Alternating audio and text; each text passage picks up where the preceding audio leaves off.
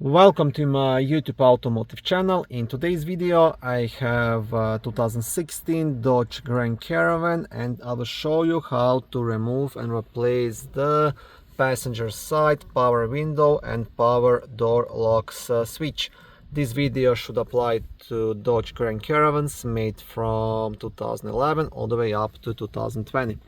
Also, if this video was helpful, please consider supporting the channel by liking the video, subscribing to the channel, or becoming a channel member. Okay, now this is quite easy to do. The best tool to use would be a plastic trim remover. If you don't have one, you can use a flat screwdriver or anything similar. Just in that case, be careful not to damage the door panel. So all you have to do, you have to pry this switch off.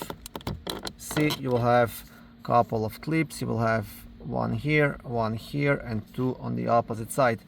Once you have it out, you can use your arm just to completely remove it.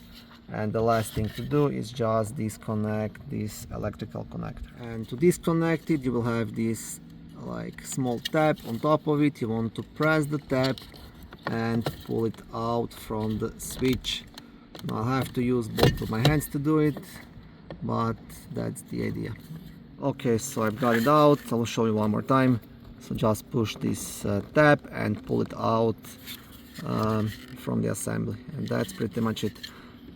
Now you can get these switches quite cheap, like online on like eBay, Amazon, or you can buy it from aftermarket car part stores. Your other option is getting to the car salvage and getting a used one. That's your cheapest option actually.